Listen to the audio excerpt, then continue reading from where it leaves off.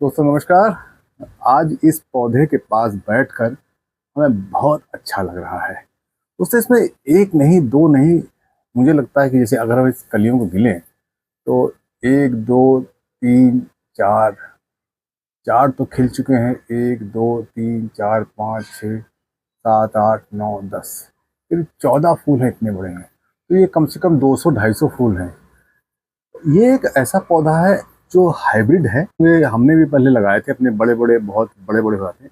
तो ये एक हाइब्रिड वैरायटी है और इसको लगाने के बाद बहुत अच्छा महसूस हो रहा है क्योंकि इसमें नंबर ऑफ फ्लावर्स भी बहुत ज़्यादा हैं और साथ ही साथ पत्तियां भी थोड़ी सी उससे छोटी हैं और इसका पूरा साइज भी एक कॉम्पैक्ट है। यानी घर में टेरेस गार्डनिंग के लिए बहुत बढ़िया है। इसके पास बैठना, इसके 3-4 पौधे हैं, इसके बीच में आप बैठ जाइए तो खुशी खुशी है। अच्छा, एक और बहुत अच्छी बात है इसकी, ये पौधा इतना आसानी से ग्रो करता है। यानी अगर आप खाद दे देंगे तो ठीक है, नहीं देंगे तो भी ठीक है।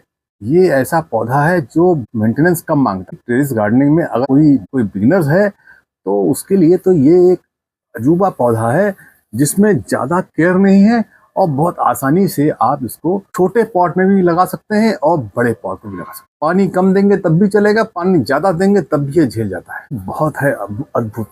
तो अभी आप देखिए इसमें फ्लावर्स की संख्या बहुत ज़्यादा है और पूरा पौधा बुशी है और बहुत बढ़िया है। तो आपने सोचा है कि इसको इस बार आपने गार्डन जरूर जगह दीजिए और बहुत आसानी से ग्रो करता है। बढ़िया साल भर फ्लावरिंग करेगा। केवल डॉर्मेंसी पीरियड है, उस समय ये परेशान रहता है, परंतु पत्तियां नहीं गिराता, पत्तियां रहती हैं। संघर्ष करता रहता है, संघर्ष करने में सफल भी हो जाता है। जैसे इस साल इसमें कोई ज्यादा नुकसान नहीं हुआ। अगर बहुत एक्सट्रीम जाड़ा पड़ेगा तो थोड़ा सा और पत्तियां कम होंगी, लेकिन कुल मिला के ये पौधा पूरे साल आपको फ्लावरिंग देगा और एक बार देगा फिर थोड़ी देर रेस्ट करेगा, फिर फ्लावरिंग देगा। इससे चलता रहेगा। ये चलिए करते हैं इसका दीदार और आपको दिखाते हैं एक पॉट साइज। बहुत छोटे से पॉट में लगा हुआ है, ये देखिए, और बहुत ही आसानी से लगने वाला पौधा है। इसका नाम ओलियंडर और ये हाइब्रिड किस्म है। अब इसके फ्लावर की संख्या देखिए, हमने तो करीब 250 बताए थे, लेकिन मुझे लगता है 300-350 फ्लावर्स होंगे और धीरे धीरे सारे खिल रहे हैं। ये मुझे लगता है 15 दिन तक ऐसे खिलता रहेगा। और इसमें मेरे पास एक और किस्म है, ये है वाइट। अब इसमें भी कलियां आने लगी हैं और धीरे धीरे ये भी सारा ही खिलेगा, परंतु ये एक अभूतपूर्व तरह से खिला है। इसमें मेरा कोई ज़्यादा रोल नहीं है कि हमने कुछ इसमें ज़्यादा जादू कर दिया है। ये एक साधारण प्रक्रिया है। अगर पौधों को अच्छी तरह देखभाल करेंगे, यानी कि सूखी पत्तियां निकाल दें, पानी समय पर दे दें, ऐसा ना हो कि हम पहले सुखा दें उसको, पानी नहीं देंगे, जब पौधा सूख जाए तब पानी दें तो कुछ कलियां मरेंगी, कुछ जिंदा रहेंगी। तो ये छोटी छोटी केयर हमें देखनी पड़ेगी। बहुत पानी दे देंगे तब भी दिक्कत है, छोटा पानी देंगे तब भी दिक्कत है, क्योंकि ये आसानी से ग्रो होता है। इसका मतलब नहीं इसको पानी भर दीजिए, भरते रहिए तो भी ये चला जाएगा। पानी मत दीजिए, नहीं देंगे तो भाई पानी कहाँ से, पानी तो चाहिए पौधे को। ये है कि नॉर्मल पौधे जल्दी सूख जाते हैं, ये पौधा थोड़ा टाइम लगाएगा, इतना सा डिफरेंस है केवल। और दूसरा क्या, इसके लिए पॉट साइज देखिए, छोटे से पॉट में लगा हुआ है। आप चाहे इसको बड़ा पॉट भी दे सकते हैं। ये पानी ज़्यादा को भी एडजस्ट कर लेता है, इसको ऐसे कह सकते हैं। लेकिन हम तो क्योंकि टेरेस गार्डनिंग में बड़े पॉट में लगाएंगे तो भार ज़्यादा होगा, तो इसमें प्लास्टिक गमले में लगाया हुआ बढ़िया चल रहा है। आप इसकी मिट्टी ऐसी बनाएं कि इसमें वर्मी कंपोस्ट या गोबर की सड़ी खाद की मात्रा थोड़ी कम रखें, यानी 20% ज़्यादा ना हो। 80% मिट्टी डालें। उस मिट्टी में कम से कम 15% आप जरूर रेत मिला दें या मोरंग मिला दें, जिससे कि पानी आसानी से निकल जाए। और इसमें अगर आप बहुत अच्छी मिट्टी भी नहीं है, आपने थोड़ी सी भी खाद इसमें दे दी तो बढ़िया चलेगा, और अगर खाद नहीं देंगे तब भी चलेगा। ये सारे पौधे करीब करीब इसी तरह से चलते हैं कि अगर आप खाद ज़्यादा दे देंगे तो भी परेशान में आते हैं। तो ज़्यादा खाद की ज़रूरत नहीं है, थोड़ी मोड़ी खाद देते रहिए और पौधों को पौधों की तरह रखिए। देखिए फ्लावर ही फ्लावर दे देंगे। और अगर इनको थोड़ा सा नंबर, देखिए हमने आपको पता है इसमें कोई ऐसा केमिकल या कोई ऑर्गेनिक फर्टिलाइजर नहीं डाला है। हालांकि अब हम, क्योंकि ये बहुत तेज़ी से फ्लावर हुआ है जाड़े के बाद, तो अब इसमें हम थोड़ा सा केमिकल खाद का प्रयोग भी कर सकते हैं और ऑर्गेनिक खाद का भी। तो वर्मी कंपोस्ट अभी जैसे इसके फ्लावर कम होंगे तो इसमें थोड़ी वर्मी कंपोस्ट में दे देंगे, करीब 25-50 ग्राम, और साथ में थोड़ा सा सीविड डाल देंगे और थोड़ी भी ऑर्गेनिक पोटास, बस इतना ही देना है। एक चीज़ और आपके साथ शेयर करनी थी दोस्तों, हर पौधे में फ्लावरिंग के लिए पोटास की आवश्यकता होती है, ये सबको पता है। लेकिन आपको ये भी पता होगा, नाइट्रोजन और फास्फोरस की कमी से भी पोटास की भरपूर मात्रा भी काम नहीं करेगी। इसलिए नाइट्रोजन और पोटास की भी मात्रा में देनी होगी, तभी फ्लावरिंग सही होती है। तो हमें तीनों खादों को, फास्फोरस, नाइट्रोजन और पोटास, इनके कॉम्बिनेशन को ही देना चाहिए, तभी बेहतर होगा। हाँ, पोटास नाइट्रोजन ज़्यादा चाहिए क्योंकि इसमें पत्तियाँ ज़्यादा निकलती हैं।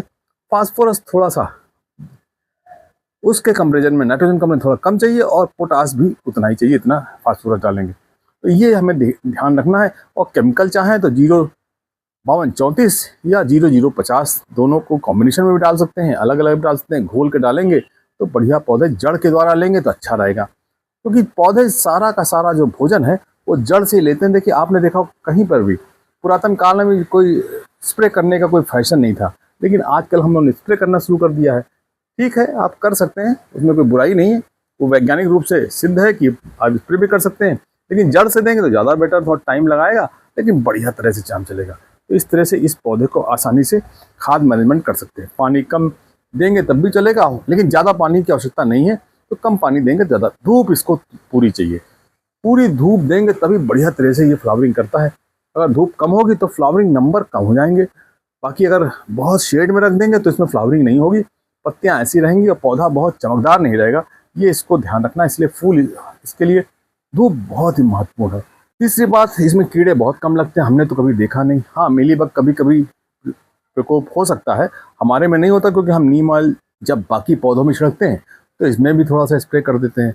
नीम ऑयल अगर 5 ml पर लीटर या 3 ml पर लीटर के हिसाब से जैसी भी आपके पौधे में रोग लगा हो डाल देंगे, उससे काम चलता रहता है। हमारा तो चल जाता है भाई, आप भी ऐसे ही करिए तो ज़्यादा केमिकल खाद का प्रयोग मत करें, ज़्यादा अच्छा है। हाँ, लेकिन जब बहुत तेज़ी से कीड़े लगेंगे तो हम केमिकल भी डालेंगे, क्योंकि अगर हम बुखार तेज़ से आएगा तो हम पैरासिटामॉल की गोली खाएंगे, होम्योपैथिक और आयुर्वेद पर नहीं जाते हैं। तो इसी तरह से हम पौधों में भी अगर बहुत तेज़ी से रोग का आक्रमण होगा तो हम जरूर केमिकल खादों का प्रयोग करेंगे, चाहे वो कोई भी हो, चाहे वो ओलिंडर हो। हालांकि इसमें बहुत कम प्रयोग करना पड़ता है। तो 3 चीज़ें ध्यान रखनी है, एक खाद का बहुत थोड़ी सी खाद चाहिए, दूसरा धूप पूरी चाहिए, इसको पानी कम चाहिए, और कीटों का प्रकोप भी इसमें कम है। ये बहुत आसानी से लगने वाला पौधा है जो टेरेस गार्डनर बहुत आसानी से लगा सकते हैं। और देखिए, 1 फूल नहीं, 2 फूल नहीं, इतने सारे फूल हो, क्या बात है। अगर इसके 4 पौधे आपके पास लगे हों तो इसके बीच आप बैठ जाइए, मज़ा आ जाएगा दोस्तों। तो ओलिंडर का वो पौधा आप भूल जाएंगे जो पहले बड़ा होता था। अब ये हाइब्रिड वैरायटी है, बहुत बढ़िया फ्लावरिंग करती है, कम देखभाल में लो मेंटेनेंस पौधा है, और इसको आसानी से टेरेस गार्डन अपने गार्डन में लगा सकते हैं। और बिगिनर्स तो बिल्कुल लगा सकते हैं, और अगर आप अनुभवी हैं तो आपको पता ही होगा कि इसको लगाना कितना आसान है। दोस्तों धन्यवाद। इसी प्रकार के इन्फॉर्मेटिव वीडियो के लिए देखते रहें, लाइक करते हैं, शेयर करते हैं। आपका अपना पसंदीदा चैनल राम की बगिया।